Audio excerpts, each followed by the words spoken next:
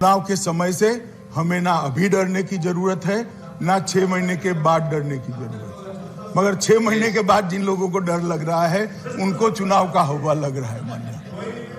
मान्यवर, हम तो हर जगह ऑल इंडिया पार्टी है, हम हर जगह हर महीना कोई ना कोई स्थानीय इकाई का चुनाव होता है और हमारी देश में बहुत सारी सरकारें हैं, बहुत सारी जगह पे अलग पार्टी की म्युनिसिपल कॉर्पोरेशन है। कभी हमने दोहरा व्यवहार नहीं किया। कांग्रेस के शासन में बहुत सारी म्युनिसिपल कॉर्पोरेशन हमारी भी है, कहीं हमारे पास आज तक दोहरा व्यवहार नहीं हुआ है। ये पहली बार दिल्ली में सौतेले मां जैसा व्यवहार करने की परंपरा हुई है। दिल्ली की जनता इसको अच्छे से जानती है। मान्यवर, उन्होंने कहा कि केवल और केवल भय के कारण बिल लाया गया है। भय किस बात का भय? चुनाव के हार का भय? हम तो लोकतंत्र में मानते हैं हार कभी भी किसी की भी हो सकती है, हमारी भी हो सकती है, आपकी भी हो सकती है। किसी जनता जो तय करेगी वो जीतेगा, नहीं करेगी वो नहीं करेगा।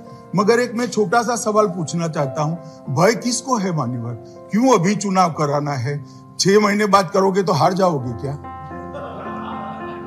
भय किसको है? हम एक व्यवस्थापन खड़ा करने के लिए 6 महीना मांग रहे हैं, तो बाद में हार जाओगे क्या? लोकप्रियता डाइल्यूट हो जाएगी क्या? मुझे सवाल कर रहे थे कि आपने क्या दिया दिल्ली सरकार को। मान्यवर, मैं 2011 से बोलना चाहता हूं, 10-11 से। 10-11 में 443 करोड़, 11-12 में 582 करोड़, 12-13 में 800 करोड़, 13-14 में 582 करोड़। उसके बाद हमारे 14-15 में भी हम नहीं थे, मगर 568 करोड़। हम आने के बाद 2016-17 में दिल्ली को देने वाला पैसा 817 करोड़, 857 करोड़, 887 करोड़, 19 में 812 करोड़, 20 में 1116 करोड़, 21 में 1030 करोड़ और 22 में 1000। मान्यवर, इसमें भी अर्ध सत्य है। एक तो हमने एक पैसा भी कम नहीं किया है, डबल किया है, जो पहले से कांग्रेस सरकार से चला आता है। मैं नहीं कहता कांग्रेस सरकार कम दे रही थी, मगर जो दिया जाता था उसमें हमने एक आने की भी कटौती नहीं की है। मान्यवर, मैं फ्लोर पर बोल रहा हूं और जिम्मेदारी के साथ बोल रहा हूं। मान्यवर, फिर भी ये अर्ध सत्य है। अर्ध सत्य इसलिए इन्होंने एक ही मद को किया है। टोटल कर एवज में केंद्रीय सहायता, ग्रांट इन एड, यूटी का आपदा राहत फंड, एक्सटर्नल एड और प्रोजेक्ट्स, ये सब मिलकर बहुत बड़ा फंड होता है। पुलिस का खर्चा पूरा भारत सरकार उठाती है। ये सब मिलाकर 17,000 करोड़ से ज्यादा हर साल दिल्ली की जिम्मेदारी भारत सरकार की है।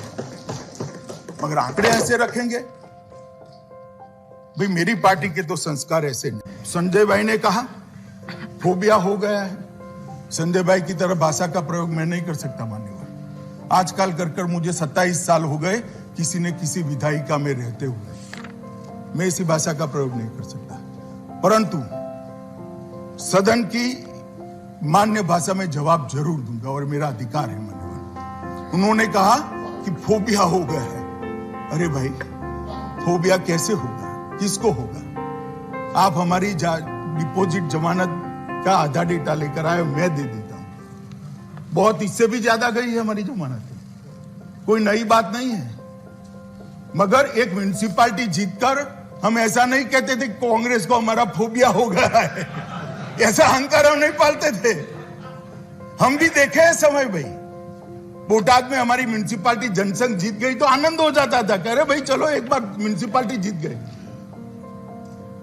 परंतु बाद में यहां आकर अटल जी ये नहीं कहते थे कि जवाहरलाल जी आपको अटल बिहारी वाजपेयी का फोबिया हो गया। हमारे गुजरात में कहावत है, हवेली लेता वडोदरू खोल।